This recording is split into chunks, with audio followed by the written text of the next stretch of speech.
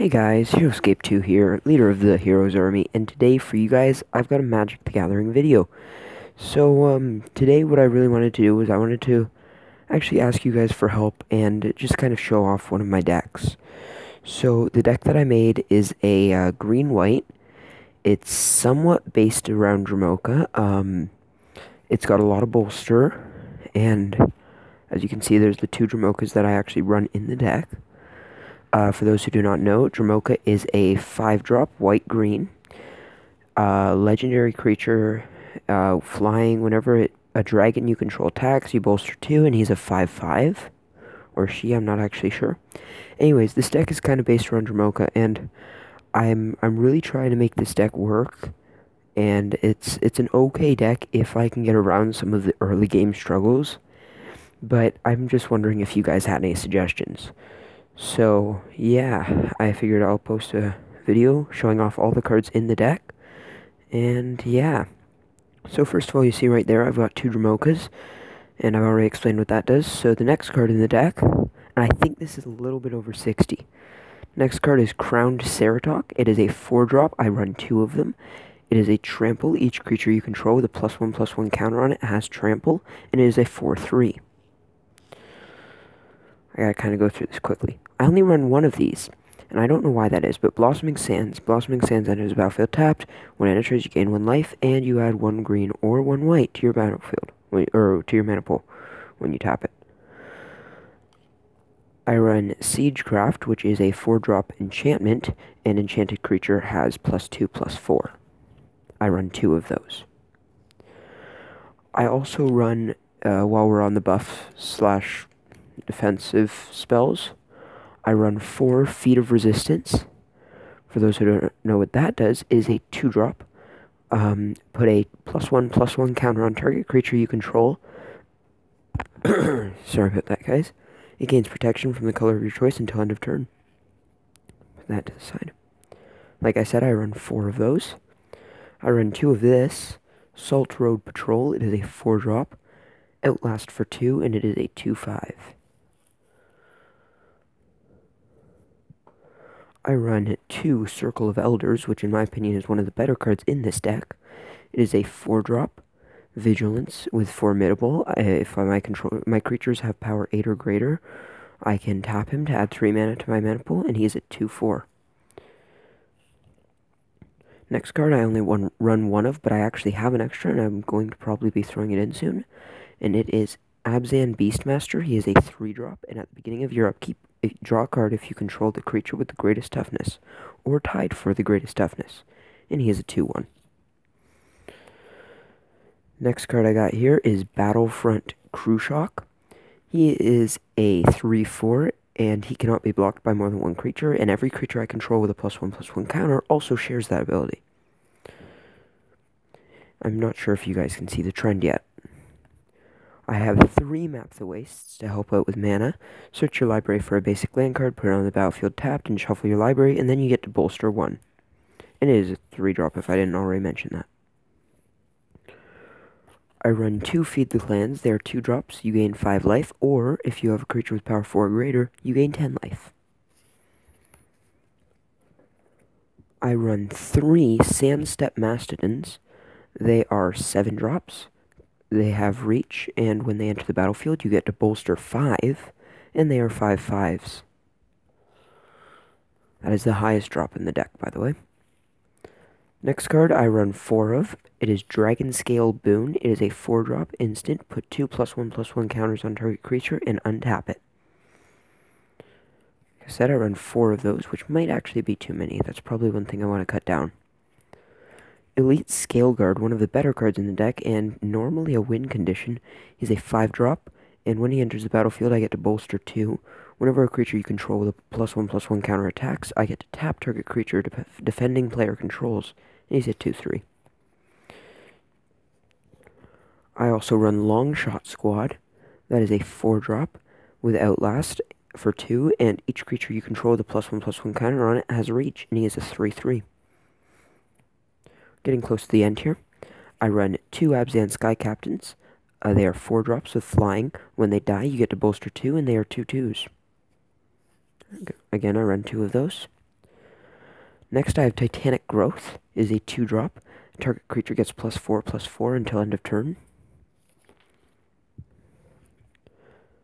Next card is one of the faster cards in the deck, Frontier Mastodon. I run 2 of these. They are both 3-drops. They have Ferocious, so if I control a creature with power 4 greater, it enters the battlefield with +1/+1 counter, and it is a 3/2. The next card I only have 1 of, which is why I only run 1, Avatar of the Resolute. It is a 2-drop, reach, trample. He enters the battlefield with +1/+1 counter for each creature you control with a +1/+1 counter, and he's a 3/2. Probably the best card in the deck. Next, I run 2 Awaken the Bears. They are 3-drops, and target creature gets +3/+3 and gains trample until end of turn. Next, I run Savage Punch, and I'm going to throw in Hunt the Weak at the same time because they do similar things. They buff my creatures and allow them to fight other creatures. Hunt the Weak gives counters, whereas Savage Punch, I get to put +2/+2 on the creature until end of turn if I control a creature with power 4 or greater. One of them is a 4-drop, one of them is a 2-drop. For the green mana, I run 11 Forests, and for the white mana, I run 9 Plains. In a game, I typically don't have a problem with getting the right colors of mana. The issue is getting enough mana, and that's the first issue with this deck. Right there. Getting mana. This is the part where I just talk about how the deck does and what I'm looking for. So, mana is a huge problem with this deck. As you could see, most of my cards I can't play until turn 4. So it's kind of a big thing, and I don't have enough mana ramp in here, so I'm not getting that mana very fast. So that's what's losing me most of my games, and that's the first big issue with this deck. So if you know cards that are really good for that are in standard, because this is a standard deck, I probably should have mentioned that at the beginning. If you know good standard cards, please mention those in the comments down below. That are good mana ramp.